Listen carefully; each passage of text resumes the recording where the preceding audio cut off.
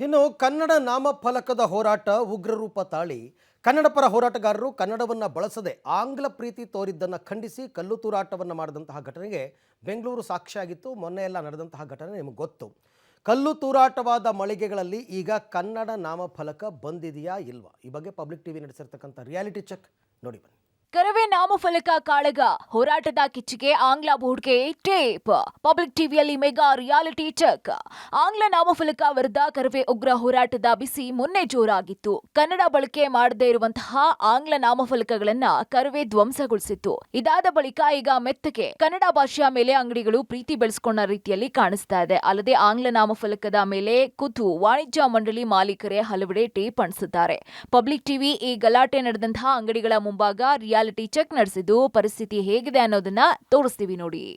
Reality check 1 ಸ್ಥಳ ಯಲಹಂಕ ಮುಖ್ಯ ರಸ್ತೆ.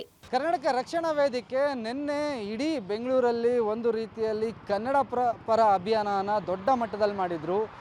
ಎಲ್ಲಿವರೆಗೂ ಬರೀ ಮಾತಲ್ಲಿ ಕೇಳಲಿಲ್ವೋ ಆಗ ದಂಡಂ ದಶಗುಣಂ ಅನ್ನೋ ಒಂದು ಅಸ್ತ್ರಕ್ಕೆ ಮುಂದಾದರು. ಅದರ ಪ್ರತಿಫಲ ಯಾವ ರೀತಿ ಆಗಿದೆ ಅನ್ನೋ ತೋರಿಸುವಂಥ ಕೆಲಸ ನಾವು ಮಾಡ್ತಿದ್ದೀವಿ. ಪ್ರತಿಭಟನೆಯ ಕಾವು ಉಗ್ರ ರೂಪಕ್ಕೆ ತಾಳಿ ಕಲ್ಲುಗಳ ತೂರಾಟ ಆಗಿದೆ. ಇದೊಂದು ಖಾಸಗಿ ಕಾರಿನ ಒಂದು ಮಳಿಗೆ. ಇಲ್ಲೂ ಸಹ ನೋಡ್ತಿದ್ದೀರ ದೃಶ್ಯಗಳಲ್ಲಿ ಯಾವ ರೀತಿ ಇಲ್ಲಿ ಇವರು ಅವರ ಶೋರೂಮಿನ ಹೆಸರನ್ನ ಏನು ಇಂಗ್ಲೀಷಲ್ಲಿ ಹಾಕಿದ್ರು, ಇಂಗ್ಲೀಷಲ್ಲಿ ನಮ್ಮ ಫಲಕ ಆಯಿತು, ಅದಕ್ಕೆ ಈಗ ಟೇಪ್ಗಳನ್ನು ಹಾಕಿ ಅಂದರೆ ಅದನ್ನು ಮುಚ್ಚುವಂಥ ಕೆಲಸ ಮಾಡಿದ್ದಾರೆ. ಒಂದು ಎಚ್ಚರಿಕೆ ಕೊಟ್ಟ ಹಿನ್ನೆಲೆಯಲ್ಲಿ ಇವರು ಈಗ ಹೇಳ್ತಿರುವಂಥದ್ದು ನಾವು ಇಲ್ಲಿ ದೊಡ್ಡದಾಗಿ ಕನ್ನಡದ ನಮ್ಮ ಫಲಕ ಹಾಕ್ತೀವಿ, ಆನಂತರ ಇಂಗ್ಲೀಷ್ ಫಲಕವನ್ನು ಓಪನ್ ಮಾಡೋದಕ್ಕೆ ನಿರ್ಧಾರ ಮಾಡಿದ್ದೀವಿ ಅಂತ. ಅಂದರೆ ಈಗ ಸದ್ಯಕ್ಕೆ ಎಲ್ಲೂ ಕನ್ನಡದ ನಾಮಫಲಕ ಕಾಣ್ತಿರಲಿಲ್ಲ. ಈಗ ಕನ್ನಡ ಪರ ಹೋರಾಟಗಾರರ ಒಂದು ಅಭಿಯಾನ ಏನಿದೆ ಅದು ಸ್ವಪ್ರೇರಣೆಯಿಂದ ಇಲ್ಲಿ ಕರ್ನಾಟಕದಲ್ಲಿ ಕೆಲಸ ಮಾಡೋರು, ಕರ್ನಾಟಕದಲ್ಲಿ ವ್ಯವಹಾರ ಮಾಡೋರು ಕನ್ನಡನ ಕಡ್ಡಾಯವಾಗಿ ಬಳಸಬೇಕು ಅಂತ ನಿಯಮ ಇದೆ. ರಿಯಾಲಿಟಿ ಚೆಕ್ 2 ಸ್ಥಳ ಚಿಕ್ಕಜಾಲ ಬಳಿಯೂ ಹೋಟೆಲ್ ಮತ್ತು ಎಲೆಕ್ಟ್ರಿಕ್ ಶಾಪ್ ಮೇಲೆ ಕಲ್ಲು ತೂರಾಟ ಆಗಿತ್ತು. ಅಲ್ಲೂ ಇನ್ನೂ ಹೊಸ ನಾಮಫಲಕ ಹಾಕಿಲ್ಲ. ಆದ್ರೆ ಅವರು ಹೊಸ ನಾಮಫಲಕ ಹಾಕೋದಿಕ್ಕೆ ಆರ್ಡರ್ ಕೊಟ್ಟಿದ್ದಾರಂತೆ. ನಮಗೆ ಟೈಮ್ ಕೊಟ್ಟಿದ್ರೆ ನಾವೇ ಬೋರ್ಡ್ ಹಾಕ್ತಾ ಇದ್ವಿ, 50,000 ನಷ್ಟ ಆಗಿದೆ, ಹೀಗೆ ದಾಳಿ ಮಾಡಿದ್ದು ಸರಿಯಲ್ಲ ಅಂತ ಅಂಗಡಿ ಮಾಲೀಕರು ತಮ್ಮ ನೋವನ್ನ ವ್ಯಕ್ತಪಡಿಸಿಕೊಂಡಿದ್ದಾರೆ. ಕರ್ನಾಟಕ ರಕ್ಷಣಾ ವೇದಿಕೆಯವರು ಕನ್ನಡ ನಾಮಫಲಕಗಳಲ್ಲಿ ಕನ್ನಡ 60% ಇರಬೇಕು ಅಂತ ಉಗ್ರ ರೀತಿಯ ಹೋರಾಟ ಮಾಡಿದ್ರು. ಅದರ ಪ್ರತಿಫಲ ಏನಾಗಿದೆ ಅಂದರೆ ಸಾಕಷ್ಟು ಅಂಗಡಿ ಮುಂಗಟ್ಟುಗಳಿಗೆ ಕಲ್ಲು ಬಿದ್ದಿರುವಂಥದ್ದು.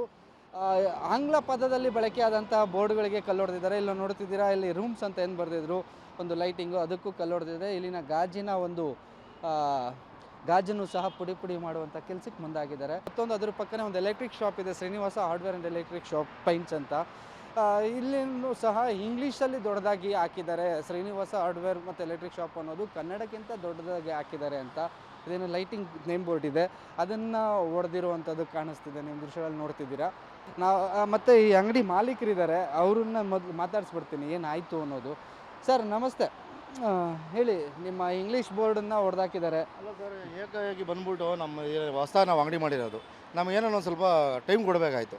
ಅದನ್ನು ಚೇಂಜ್ ಮಾಡಿ ಅಂದ್ಬಿಟ್ಟು ನಮಗೆ ಟೈಮ್ ಕೊಡಬೇಕಾಗಿತ್ತು. ಏನು ಟೈಮ್ ಕೊಡ್ತೀರಾ, ಬಂದು ಏಕಾಏಕಿ ಬಂದು ಹಿಂಗೆಲ್ಲ ಹೊಡೆದು ಇದು ಮಾಡಿದ್ದಾರೆ. ಅದು ಬೋಲ್ಡ್ ಮಾಡ್ಸೋಕ್ಕೆ ಒಂದು 40,000 ರಿಂದ 50,000 ಖರ್ಚಾಗಿದೆ ಬೋಲ್ಡ್ಗೆ. ಅಲ್ಲ, ಒಂದು ವಾರ ಟೈಮ್ ಕೊಡಬೇಕಾಯ್ತು ನಮಗೆ. ಒಂದು ವಾರ ಟೈಮ್ ಕೊಡಿ, ನಾವೇನೋ ಅದನ್ನ ತಿರುವು ಮಾಡ್ತಾಯಿದ್ವಿ. ಆಗ್ತಾಯಿದೆ ನೋಡಿರಿ, ಇಂಗ್ಲೀಷು ಕಡಿಮೆನೇ ಇರೋದು, ಕನ್ನಡನೇ ಇದೆಯಲ್ಲ ಕನ್ನಡ, ಆದರೂ ಹೊಡೆದಾಕಿದ್ದಾರೆ. ಅಥವಾ ಇಂಗ್ಲೀಷು ಕನ್ನಡ ಮಿಕ್ಸ್ ಇರುತ್ತಾ? ಇಲ್ಲ ಸರ್, ಕನ್ನಡದಲ್ಲಿ ಹಾಕ್ಸ್ತೀವಿ. ಒಂದು ಸ್ವಲ್ಪ ಇಂಗ್ಲೀಷಲ್ಲೂ ಗೊತ್ತಾಗಬೇಕಲ್ಲ ಜನಕ್ಕೆ.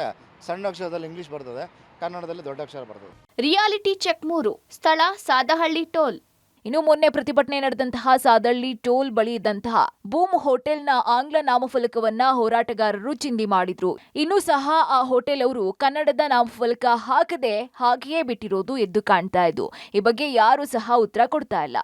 ಕರ್ನಾಟಕದಲ್ಲಿ, ಅದರಲ್ಲೂ ಬೆಂಗಳೂರಿನಲ್ಲಿ ಕನ್ನಡ ನಾಮಫಲಕಗಳನ್ನು 60% ಹಾಕಲೇಬೇಕು ಅಂತ ಕರವೇ ಅಭಿಯಾನ ಶುರು ಮಾಡಿಕೊಂಡಿತ್ತು. ಆ ಹಿನ್ನೆಲೆಯಲ್ಲಿ ಪ್ರತಿಭಟನೆಯನ್ನು ಮಾಡೋದಕ್ಕೆ ಸಾದಳ್ಳಿ ಗೇಟ್ ಅಂದರೆ ದೇವನಹಳ್ಳಿ ಅಂತಾರಾಷ್ಟ್ರೀಯ ವಿಮಾನ ನಿಲ್ದಾಣದ ಸಾದಳ್ಳಿ ಗೇಟ್ ಬಳಿ ಇರುವಂಥ ಟೋಲ್ ಬಳಿ ಸಿದ್ಧತೆ ಮಾಡಿಕೊಂಡಿತ್ತು. ಪೊಲೀಸರು ರ್ಯಾಲಿಗೆ ಅವಕಾಶ ಮಾಡಿಕೊಡದ ಹಿನ್ನೆಲೆಯಲ್ಲಿ ಪ್ರತಿಭಟನಾಕಾರರು ರೊಚ್ಚಿಗೆ ಹೇಳ್ತಾರೆ. ಆ ಸಂದರ್ಭದಲ್ಲಿ ಇದೇ ಸಾದಳ್ಳಿ ಗೇಟ್ ಬಳಿ ಇದ್ದಂತಹ ಒಂದು stayblum.com ಅನ್ನುವಂಥ ಹೋಟೆಲ್ ಮುಂಭಾಗದಲ್ಲಿದ್ದಂತಹ ಇಂಗ್ಲೀಷ್ ಫಲಕಗಳನ್ನು, ಅಂದರೆ ಇಡೀ ಹೋಟೆಲ್ನಲ್ಲಿ ಯಾವುದೇ ಕನ್ನಡದ ನಾಮಫಲಕ ಕಾಣಿಸೋದಿರೋದಿಲ್ಲ. ಬ್ಲೂಮ್ ಅನ್ನೋದಂತನ್ನು ಬರೆದಿರ್ತಾರೆ, ಇಂಗ್ಲೀಷಲ್ಲಿ ಸ್ಪೆಲ್ಲಿಂಗ್ ಮೂಲಕ ಬರೆದಿರ್ತಾರೆ. ಅದನ್ನು ರಕ್ಷಣಾ ವೇದಿಕೆಯ ಕಾರ್ಯಕರ್ತರು ಹೊಡೆದು ಹಾಕುವಂಥ ಕೆಲಸ ಮಾಡ್ತಾರೆ. ನೋಡ್ತಿದ್ದೀರಾ ದೃಶ್ಯಗಳಲ್ಲಿ, ಇನ್ನೂ ಇಲ್ಲಿ ಯಾವುದೇ ಕನ್ನಡ ನಾಮಫಲಕ ಹಾಕುವ ಸಿದ್ಧತೆ ಕೂಡ ಹೋಟೆಲವ್ರು ಮಾಡ್ಕೊಂಡಿಲ್ಲ. ಬೆಂಗಳೂರಿನಲ್ಲಿ ಅಥವಾ BBMP ವ್ಯಾಪ್ತಿಯಲ್ಲಿ ಬರುವಂಥ ಯಾವುದೇ ಅಂಗಡಿ ಮುಂಗಟ್ಟುಗಳಾಗಿರ್ಬೋದು, ಮಳಿಗೆಗಳಾಗಿರ್ಬೋದು 60% ಕನ್ನಡದ ನಾಮಫಲಕನ ಹಾಕಬೇಕು ಅಂತ ಕಾನೂನು ಇದೆ. ಅದನ್ನು ಜಾರಿಗೊಳಿಸೋದಕ್ಕೆ BBMP ಮೇಲೆ ಒತ್ತಡ ಇರೋದಕ್ಕೋಸ್ಕರನೇ, ರಾಜ್ಯ ಸರ್ಕಾರದ ಮೇಲೆ ಒತ್ತಡ ಇರೋದಕ್ಕೋಸ್ಕರನೇ ಕರವೇ ಹೋರಾಟಕ್ಕೆ ಕರೆ ಕೊಟ್ಟಿದ್ದು. ಕನ್ನಡ ಹೋರಾಟಗಾರರಿಗೂ ತಾಳ್ಮೆ ಅನ್ನೋದಿರುತ್ತೆ. ತಾಳ್ಮೆ ಕಳೆದುಕೊಂಡ್ರೆ ಕನ್ನಡಿಗರು ಯಾವ ಹಂತಕ್ಕೆ ಬೇಕಾದ್ರೂ ಹೋಗ್ತಾರೆ ಅನ್ನೋದಕ್ಕೆ ಮೊನ್ನೆಯ ಘಟನೆಯೇ ಸಾಕ್ಷಿ. ಸರ್ಕಾರ ಕೂಡ ಕನ್ನಡದ ಅನುಷ್ಠಾನಕ್ಕೆ ಸರಿಯಾದ ಕ್ರಮವನ್ನ ತೆಗೆದುಕೊಳ್ಬೇಕಾಗಿದೆ. Maruti, public TV, Bengaluru.